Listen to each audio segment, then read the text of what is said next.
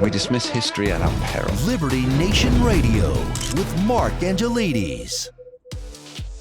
The House of Representatives sent either a message or a blow to the Biden administration, moving to impeach Homeland Security Secretary Alejandro Mayorkas. Now, at the time of recording, there has not been a floor vote on that as of yet, but there's so much more going on in the world of border crisis in America that we're very fortunate to have with us constitutional attorney, host of the excellent Uprising podcast, and legal affairs editor for LibertyNation.com, Mr. Scott DeCosenza. Thanks for being here, Scott. Cheers, Mark, and witness to the marathon-length hearing that resulted in... Scott donated 800 hours of his life to watching one hearing. I mean, it may not have actually been 800 hours, but I'm sure it felt like it.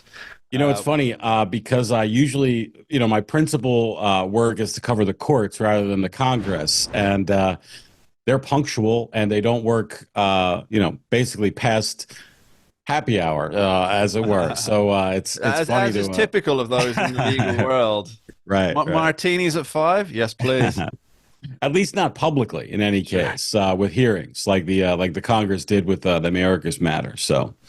So yeah, there was this hearing this last week, Scott, and it was about the border crisis, the constitutionality, the constitutional question, I guess. Yes, the other hearing that took place on the same day as Mayorkas's committee impeachment markup out of committee, and so they were discussing really that. I guess the main issue in that hearing was the situation with Texas against the Biden administration. Give us your insight here. Yeah, the principal focus is whether Greg Abbott's actions are legal or not. And he has declared basically war, that he's engaged in a war and claimed the right to defend Texas from an invasion and basically act pursuant to those war powers that a state has. Now, the other side is that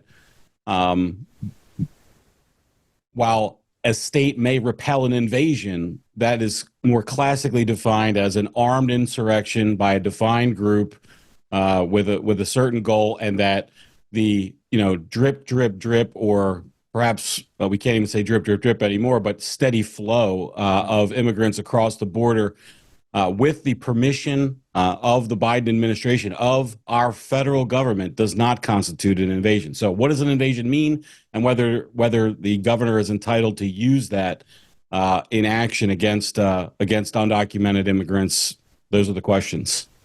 And presumably each two different sides in that hearing argued the case. But how many of them really addressed, before we find out what the arguments they were making was, how many of them actually addressed the question of this is what an invasion is and this is not what an invasion is? Was that prevalent? Because it seems to me that is the key question.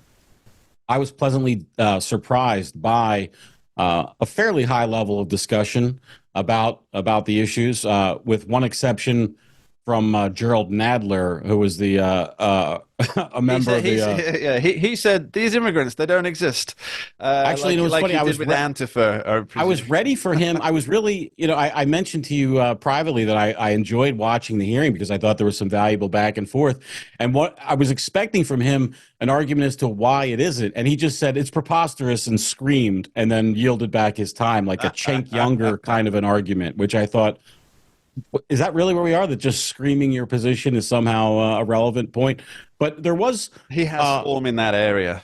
There were positions on both sides that were articulated well. And I think the weaker position is that, for instance, this does constitute an invasion. If we think about the plain meaning of the word invasion, at the time the measure was passed, our Constitution, hard to imagine that they would have thought that if the federal government is slowly letting people come across the border, that somehow constitutes the plain language meaning of the word invasion. And that just seems to me to win the day. And especially when we consider, Mark, the consequences of what it would mean to say that Texas and Texas Governor Abbott have the ability to do this. There was, in fact, one member of the committee, or one of the witnesses, suggested that there was an environmental invasion by Canada in some capacity. And this was a person who was arguing for the notion that the migrants, the illegal aliens, if you will, present an invasion. So, in other words, what could happen is you could reduce the bar for state action against a foreign government or foreign actors to effectively zero. If we can say, well, if they're going to lobster fish in Halifax, then that's an invasion to our environmental whatever. There were those tangential arguments. So it seems to me the stronger argument, the one that has carried the day for most of our history, is that it is the federal government's purview to enforce our international borders, and that absent some extraordinary, I'm thinking of an invasion like the Israelis suffered at the hands of the Hamas terrorists, for instance, rather than a steady stream of pre-announced unarmed people who present themselves to authorities for inspection and then distribution, which let's be clear, that is what we have at the southern border. Actually, you know what?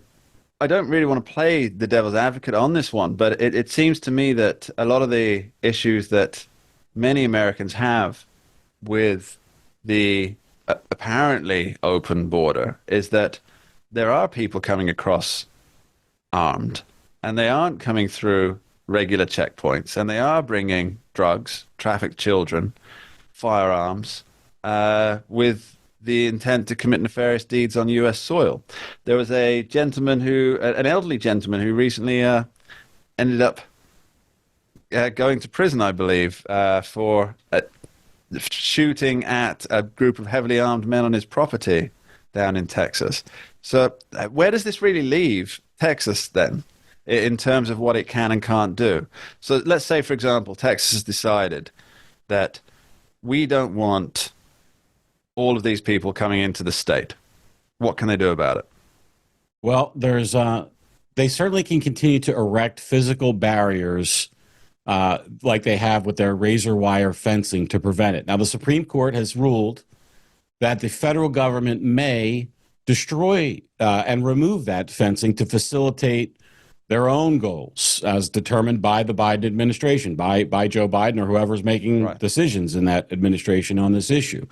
But the ruling doesn't prevent Texas from erecting those barriers. It just says that the federal government officials who tear it down aren't liable under any kind of state law theory that they must leave it in place. So they can continue to do that, and they have and are fantastically so, continuing to add, I think, more and more fencing that will be torn down. The other thing that they can do, of course, is on the political side, which is to put pressure on the Biden administration to end the policy. And I think based on the current law, they can continue to export these people to other states, which is to say shipping them to New York, to Chicago. States. Yeah, let them continue to give sanctuary and relieve Texas of the burden. Yeah, I don't think that the term sanctuary state or sanctuary city is going to survive much longer. I think it's on life support. It's not selling well in 2024, Mark. One of the things I thought was fascinating to watch during the Mayorkas impeachment hearing was how much the sea has changed. That previously the air was, hey, sure, there's some problems at the southern border, but you're a bunch of racist, bigots if you think it's an issue, and we're handling it, and that's to a kind of total shift to, oh yes, everybody knows that not only is there a problem, but it's past the crisis point, and we absolutely are required as a nation and leaders to do something about it, and immediately. It really is really fascinating just how those winds have changed. It's almost as if there wasn't an intervening period where people were warning about it, and no recognition of one's, in terms of, for the people who thought there was nothing to worry about, nothing to worry about.